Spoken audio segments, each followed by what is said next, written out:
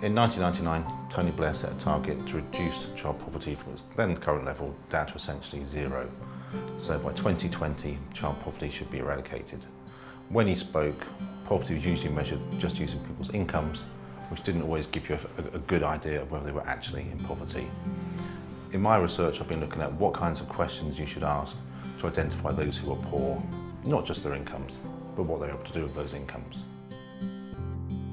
Stephen McKay, Distinguished Professor in Social Research, School of Social and Political Sciences. Most of the time we measured poverty just using people's incomes.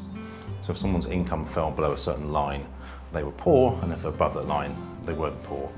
And there are lots of problems with that.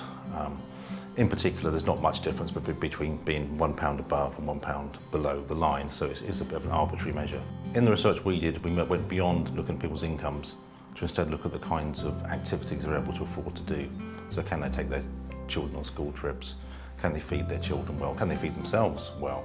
And we came up with a list of 20 different things that parents needed and children needed to be outside of poverty. As we've been through a recession, people tend to be much more critical about what is really needed. So in the before the recession, people would say, well, you should be able to go out, you should be able to entertain people. During the recession, people say, well, no, those things, they may be nice to do, but they're not absolutely essential. And so the revised child poverty measure from 2010 onwards, it takes out those more lifestyle decisions, and it brings in more stringent questions about budgets, paying bills and food.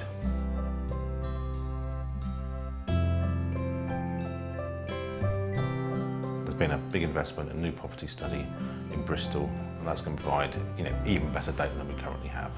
So that's been one of the main spin-offs, is just to raise the profile of this kind of work, bring more academics into the area and keep it high on the policy agenda.